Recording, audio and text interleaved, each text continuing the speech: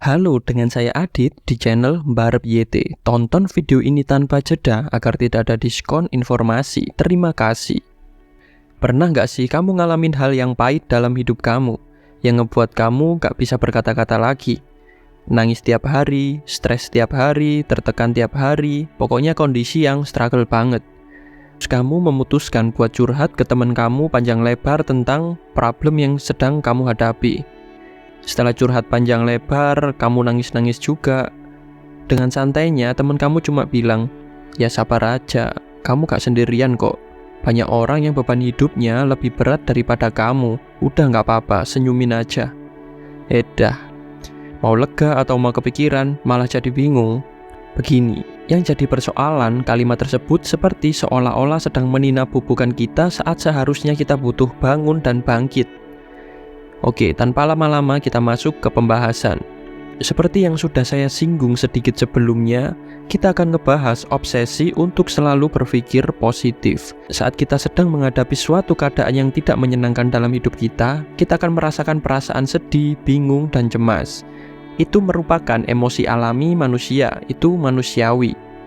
Mau emosi gembira atau sedih, tidak ada yang salah, tidak ada yang buruk dari keduanya. Itu merupakan respon alami manusia terhadap kondisi yang sedang mereka alami. Saat kita menemui hal baik, kita merasa bahagia. Saat kita menemui hal yang buruk, kita akan merasa sedih. Begitulah konsep dasar emosi.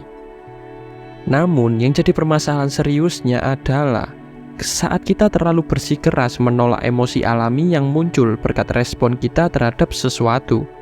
Sebagai contoh, ketika mengalami hal yang tidak menyenangkan, harusnya emosi yang muncul adalah sedih atau kecewa. Tapi ini justru kita dipaksa buat merasa tetap positif dengan iming-iming sesuatu yang indah tanpa memikirkan aspek apakah kita bisa dan bagaimana caranya. Ya elah, itu namanya optimis mas. Hidup harus optimis, jangan sedih terus. Oke begini, optimisme itu baik, tidak ada yang salah dengan sikap optimis. Tapi di satu sisi yang lain ini akan menjadi buruk jika disertai dorongan yang tidak realistis. Dorongan yang tidak didasari oleh sebuah pemahaman dan pertimbangan yang lebih mendetail. Pemahaman tentang keadaan, kekuatan, dan keinginan seseorang itu sendiri. Tidak semua hal bisa dipukul rata, ada banyak sekali aspek yang ngebentuk sesuatu seperti itu. Berusaha menekankan sikap positif di tengah-tengah keadaan yang sebaliknya, menurutku itu tindakan manipulatif. Perasaan emosi yang dibujuk agar oke, gak apa-apa kok, kapalnya masih bisa jalan, kita lanjut.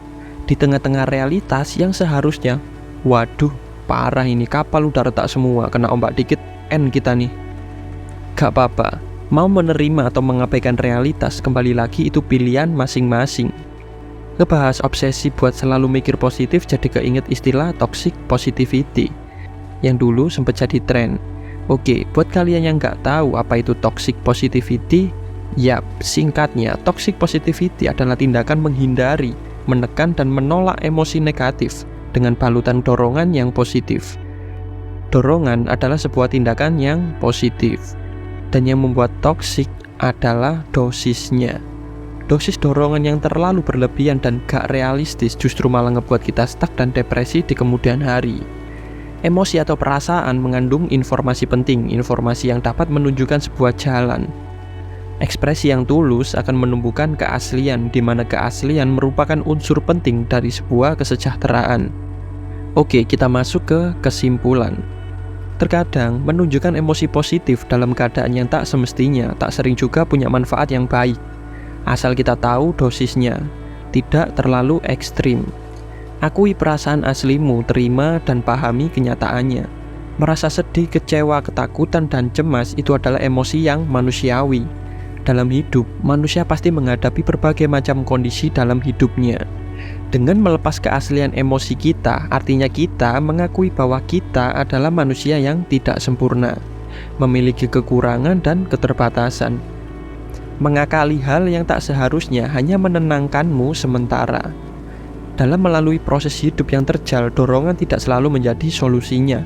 Terkadang yang dibutuhkan hanyalah menerima kenyataannya dan mencari tempat buat bercerita. Ingat, kehidupan ini berjalan dengan hukum keseimbangan. Ketika kita bersikap tidak seimbang atau tidak pada aslinya, kita akan dinetralkan kembali ke titik yang seharusnya kita berada di sana, sampai kita benar-benar mampu mengakui keaslian dan kebenarannya.